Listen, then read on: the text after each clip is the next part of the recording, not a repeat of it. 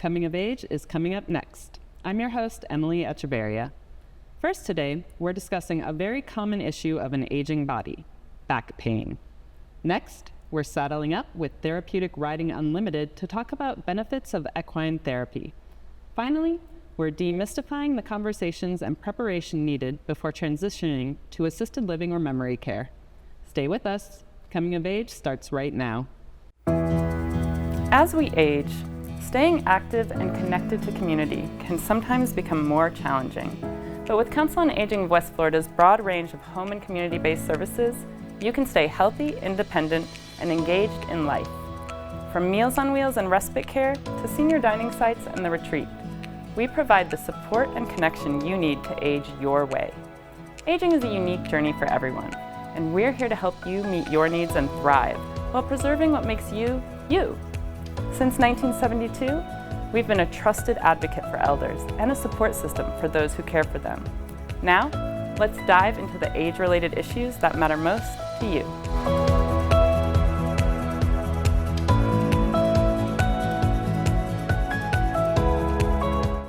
Back pain is a common health issue.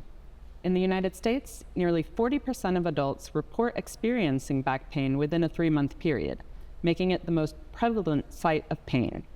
Most adults will experience at least one episode in their lifetime, underscoring both its widespread impact and the importance of understanding how it develops and how it can be managed.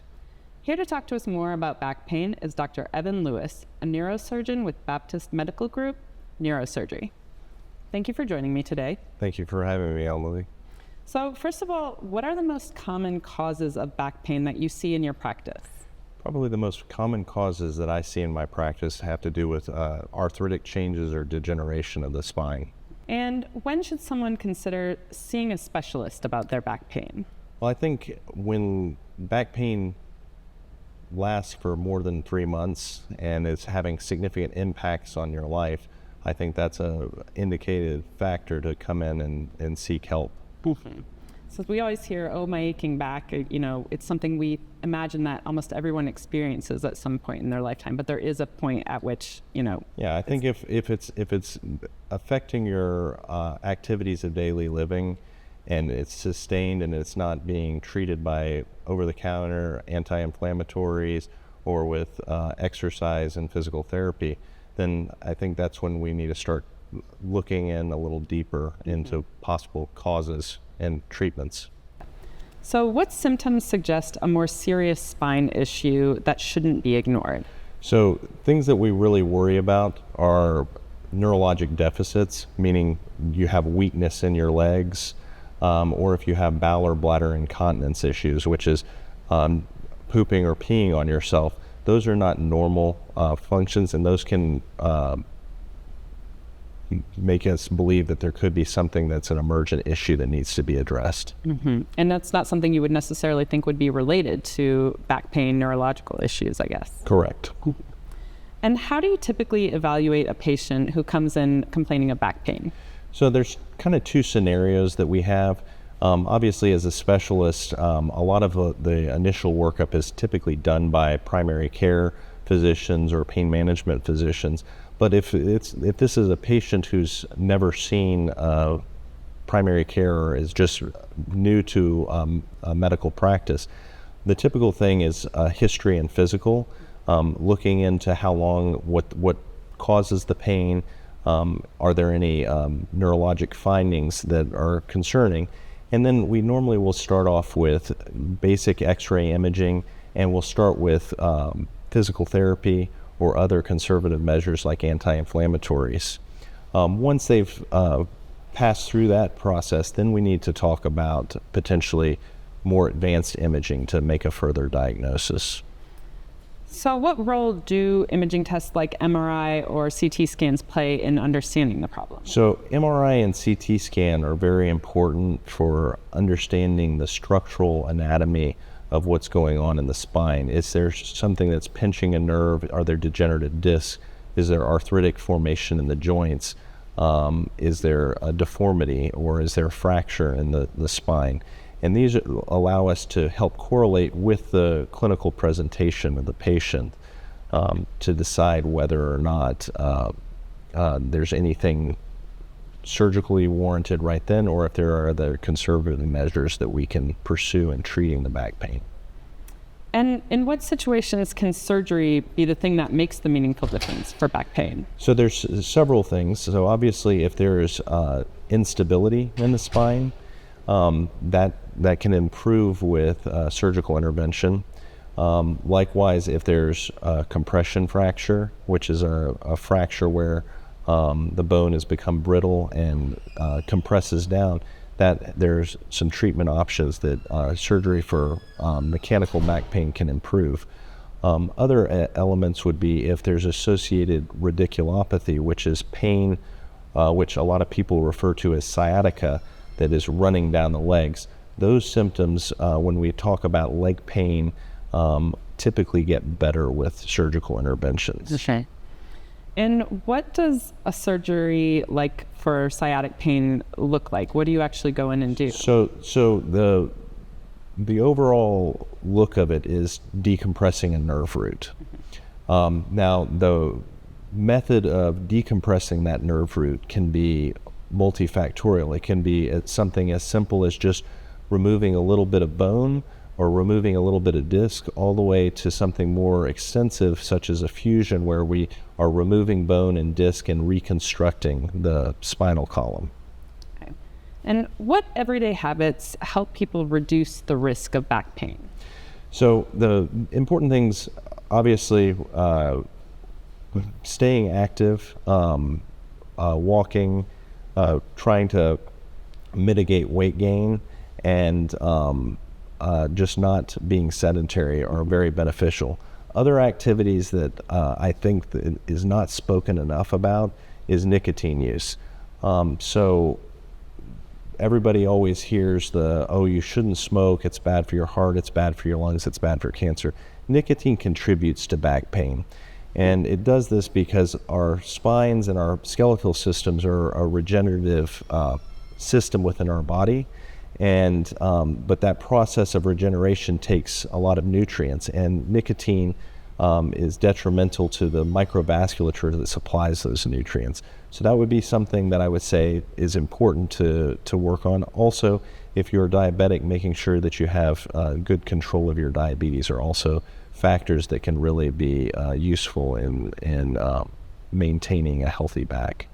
Good to know. I mean, you wouldn't think smoking would have anything to do with back pain, but very interesting to know that it is a factor there. And just quickly, is sitting the new smoking, or both really bad for your back? I think that obviously we know nicotine is, but I think that being sedentary is just not good. I mean, the old saying that a rolling stone gathers no moss is really true with back pain. The more we can stay active and the more functional we are, the healthier our backs seem to be. Excellent. Well, thank you for sharing this with us today. All right, thank you. Giddy up. We're learning all about Therapeutic Riding Unlimited next.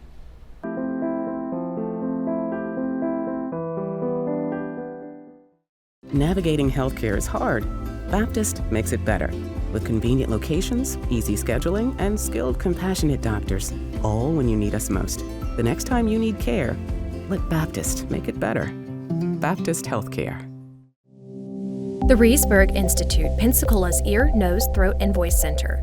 We welcome you to visit us at our convenient Davis Highway location in Pensacola. At the Reesburg Institute, we offer the most advanced treatment available in a calm, stress-free environment. Since 2014, we've performed over 1,000 cases in office of balloon sinus surgery, as well as septoplasty and nasal procedures using oral sedation. The in-office procedures result in a faster healing time. Visit us and feel the difference. Animal Allies is looking for volunteers, and there are many ways that you can help. From taking care of cats to using your computer and social media skills, any and all assistance is greatly appreciated. We have morning and afternoon shifts every day or help at adoption events. You can even foster a kitty at home. And it counts towards community service hours for bright futures. Find Animal Allies Florida on Facebook and Instagram, or go to aaflorida.org/volunteer. Keeping your family healthy can be complicated. Baptist makes it better with trusted primary care doctors for the whole family and trusted specialists at convenient locations throughout the region ready to care for you. All when you need us most. Let Baptist make it better. Baptist Healthcare.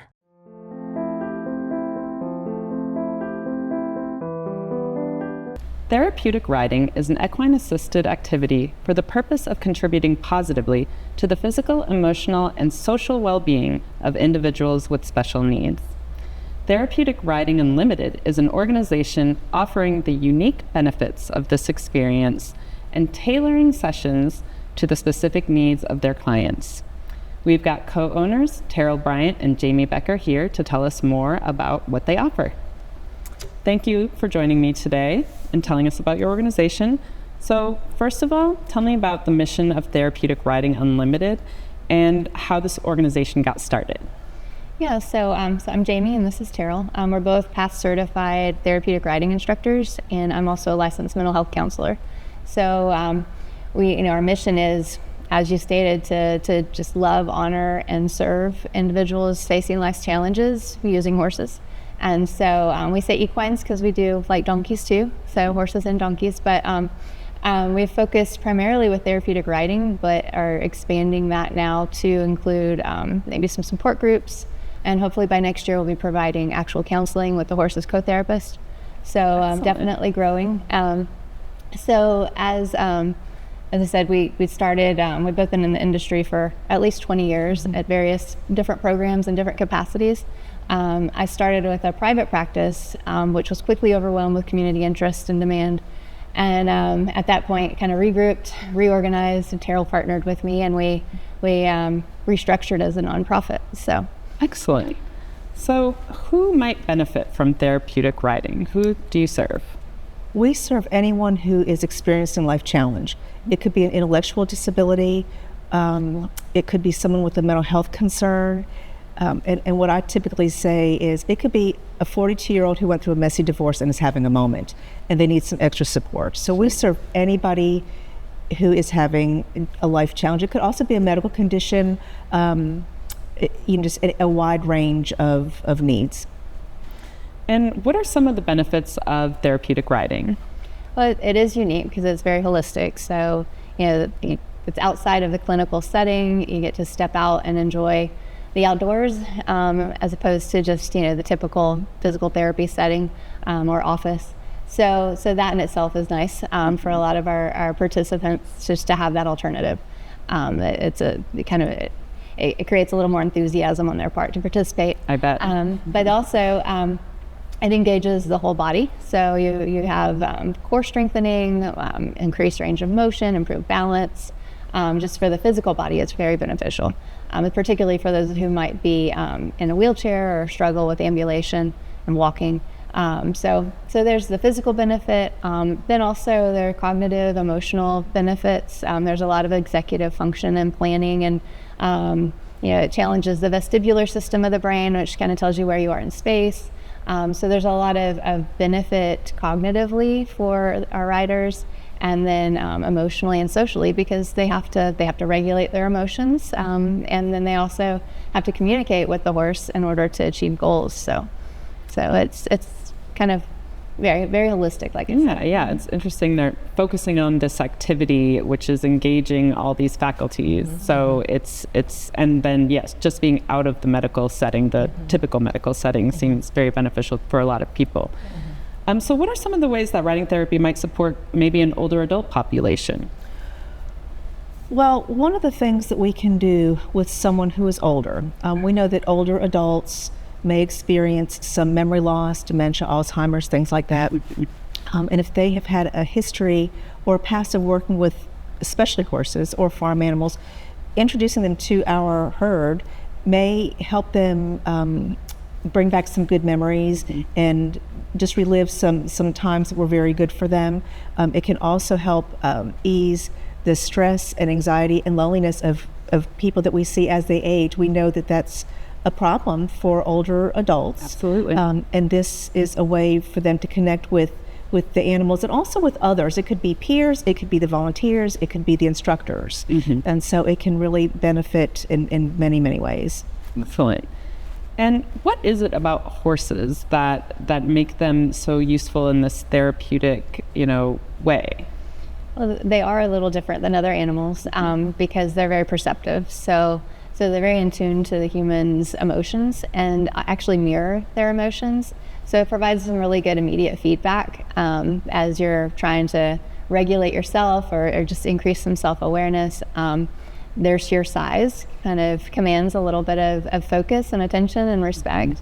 And then there's a huge benefit when you are able to partner with the horse and build trust and some relationship and get them to cooperate with you, because that requires some patience sometimes. But there's a lot of confidence that comes from that. So it's a great mastery experience. So Excellent. Mm-hmm.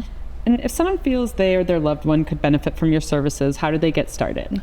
Sure. They can email us at tru.golfcoast@gmail.com, or they can go to our website and they can contact us through our website, which is therapeuticridingunlimited.org. And we answer every message, email, or call, or whatever we get to see how we can help someone. So they just need to reach out to us and tell us what their need may be, and we'll be happy to talk with them. Excellent.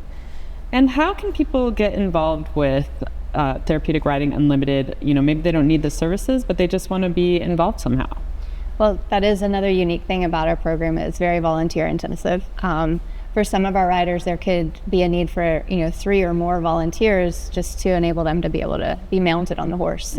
So we are always seeking volunteers, and you don't have to have horse experience. We will happily equip and teach you. Just anyone with interest and a teachable heart. We welcome you and appreciate you. Truly, the program couldn't exist without that. And then, of course, horses require a lot of resources, so donations are much appreciated. Scholarships for riders, that's always welcome. Yeah. And they can go to our website, and there are ways to reach out to us with donations and interest in volunteering as well. Yeah, and the website is therapeuticridingunlimited.org. Mm-hmm. Wonderful. Well, thank you so much for sharing this with us today. Thank you. Thank you for having us. Up next, we're easing the transition to assisted living with the Beacon. Stay with us.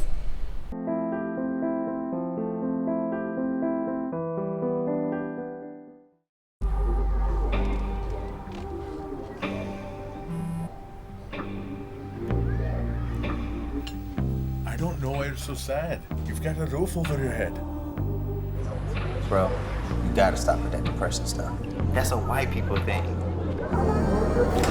Escúchame, en esta casa los hombres no lloran.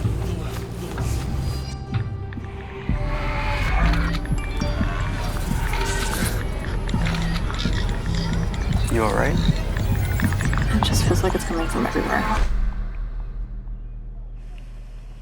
Do you want to talk about it? Thanks for hearing me out, bro. Appreciate it. You can talk to me if you're feeling sad.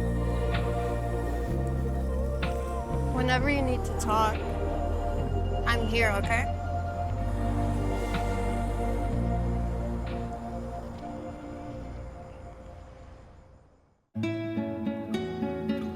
¿Qué color? Perfecto, mijo. Gracias. Thank you. What's wrong, mijo?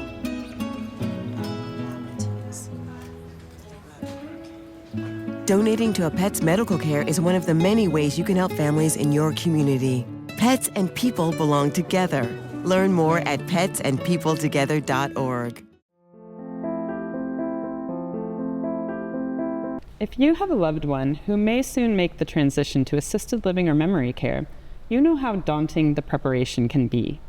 From starting the conversation, to choosing the right home, to getting the proper documentation in place, there's a lot to consider. We've got Shelley Pinardo and Pam Gaertner with the Beacon here to tell us how to make the transition a smooth one. Thank you both for joining me today. Hello. Thank you. So first of all, tell me about the Beacon and the community and the roles you have there. All right.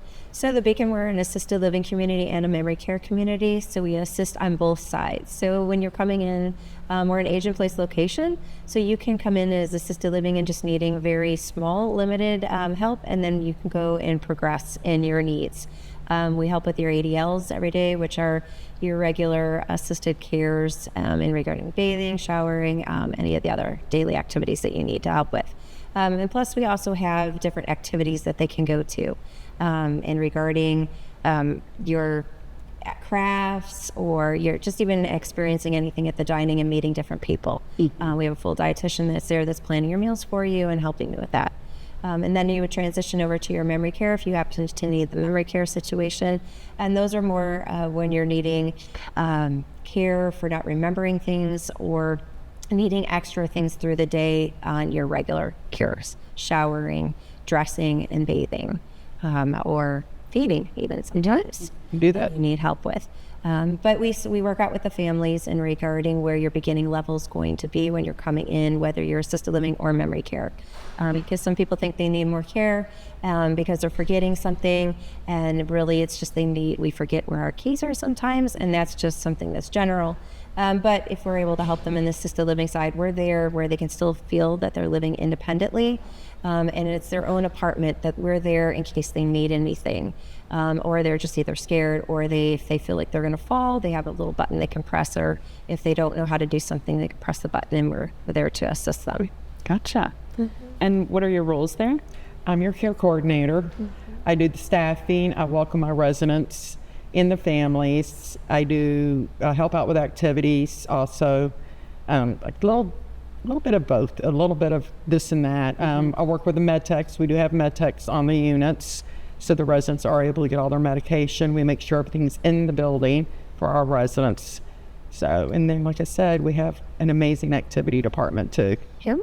And I'm the sales director. Shelley, I'm the sales director there. So I'm the beginning process when the family's starting their search, and then we're going through all our agreements, and I'm helping them through that and their move-in. And then Pam and I coordinate together doing their assessments and figuring out what they're going to need on their level of care.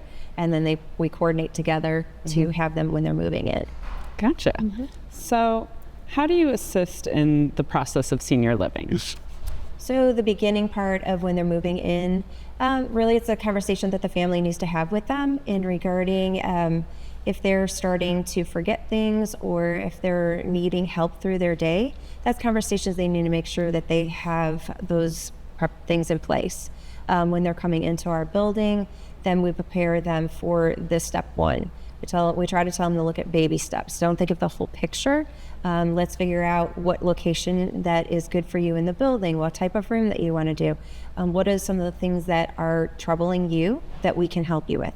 If we look at the whole picture, then it starts becoming too much in jumbles for them. So we have to break it down to smaller steps and seeing how we can assist them. And once we create that path for them, then it's easier for us to transition the family over and also the resident into our building. So we try to make it a really smooth community transition, so they don't feel like that they're going into facility and being locked into apartments that they can't go anywhere. This is just something that their own freedom, but just at a different level. It's a different chapter of life. Yeah, absolutely. And so how and when do you start talking to maybe an older loved one who might need to make this transition? So when you're starting to realize that they're repeating themselves, maybe they're not eating like they should be eating, and they're forgetting things that they're eating, or they start medication. Medication's the big thing. Or they're falling, and or if they're stumbling over their words and then they laugh it off. And think that it's jet lag my mind, or I have one phrase I absolutely love that she says it's her 51st date because they're embarrassed and they're ashamed of it, but it's really something that they can't control. So once they start doing that, that's when the beginning conversation is, and it's really good to do that when you're, before it starts happening, so you can prepare and have all the correct documentation with them, and it's part of their choice. Because you don't want to make that choice for them. You want to have them be part of that choice. Absolutely. So how do you acclimate new residents once they arrive and they're starting their life at the Beacon? We have ambassadors. We actually have people that have been there very long, and they're very outstanding. They take them underneath their wing. They will show them the dining room. They will show them the activity room. They show them all around the building. So we try to match them who is going to be the best fit, which ambassador. So we're very blessed that our residents volunteer to do that, and it gives them self-worth, and it gives them a project to do. And they have their little badges that they wear, that they're ambassadors, and their vests, and they're very proud of that. So we really do match up the resident to our ambassadors to make it easier transition. And that's awesome. And they kind of show them the ropes and show them the different activities and where they might fit in. And I commend our staff because we in a property have had really longevity for our staff. Our longest employee has been there 17 years. Since the building opened. So that is a really good thing because they get to know all of the staff that are coming, and sometimes it's generational. So it's not just this first person. It might be another family member that comes down, and they're able to communicate with them and share stories. So sharing some of their emotional stories with them and taking that time with them, our staff is wonderful to do that on top of our ambassadors. We have the struggle bus, and if they're struggling, they come into my office and they get sodas and snacks. And we try to make the transition easy for the residents because they are giving their homes up. And it's a hard thing for them to do. And we listen and we give hugs, and they love coming in the office because they know there's treats. There's always treats. That'll warm the path for sure. It helps. Yeah. So what ongoing training and support do you offer for families? We actually have an Alzheimer's group once a month. I do highly recommend it because everybody's disease is different. Everybody's going to process it different. So the families do get on the struggle bus because they want like one set thing, and it's not. It's day to day. And I always tell them, take your good days and don't worry about the bad days with your loved one. I always take the good days over the bad. I said they might have a bad day, but tomorrow's going to be a good day. And it helps them understand it. So a lot of people don't understand what they're going through. So sometimes the programs will have where they can be interactive. So they know with the sight, the sounds, the touch, the feeling, their emotions that they're going through, they go through this program so they can feel exactly what they're feeling and not go, okay, we're rushing them, why can't they come? They can actually emotionally attach themselves to it. And so we have those type of care programs. That's awesome. Well, it sounds like you really help people make that transition smooth and support them along the way. So that is awesome. Thank you for sharing this with us. Thank you. Thank you so much. And thank you for watching. Until next time, enjoy life. You've earned it.